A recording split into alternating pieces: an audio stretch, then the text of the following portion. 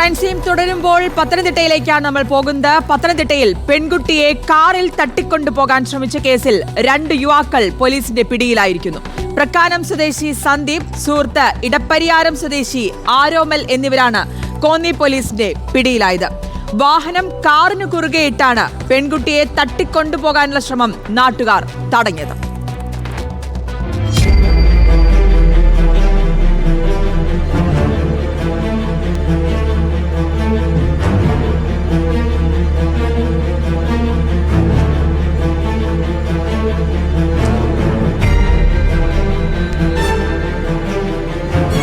പത്തനംതിട്ട കോന്നി പ്ലാക്കാട്ടുപടിയിലാണ് സംഭവം. വിവാഹ ചടങ്ങിൽ പങ്കെടുക്കാനെത്തിയ പെൺകുട്ടിയെ പ്രക്കാനം സ്വദേശി സന്ദീപ് ബലം പ്രയോഗിച്ച് കാറിന്റെ പിൻസീറ്റിലേക്ക് വലിച്ചു കയറ്റി. സന്ദീപിന്റെ സുഹൃത്ത് ഇടപ്പരിയാരം സ്വദേശി ആരോമൽ കാർ മുന്നോട്ടെടുത്തു.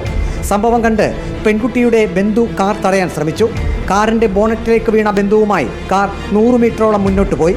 മറ്റൊരു വാഹനം കാറിന് കുറുകെയിട്ടാണ് പെൺകുട്ടിയെ തട്ടിക്കൊണ്ടുപോകാനുള്ള ശ്രമം നാട്ടുകാർ തടഞ്ഞതെന്ന് ബ്ലോക്ക് പഞ്ചായത്ത് അംഗം പ്രവീൺ പ്ലാവിളയിൽ പറഞ്ഞു.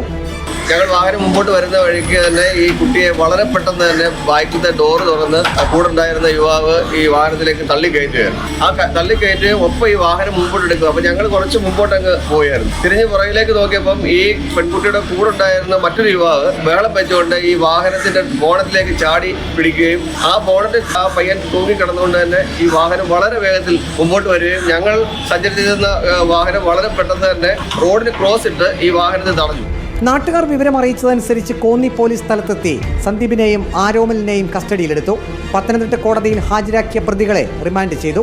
വധശ്രമം, തട്ടിക്കൊണ്ടുപോകൽ ഉൾപ്പെടെ വകുപ്പുകൾ ചുമത്തിയാണ് പ്രതികൾക്കെതിരെ കേസെടുത്തത്. റിപ്പോർട്ടർ, പത്തനംതിട്ട.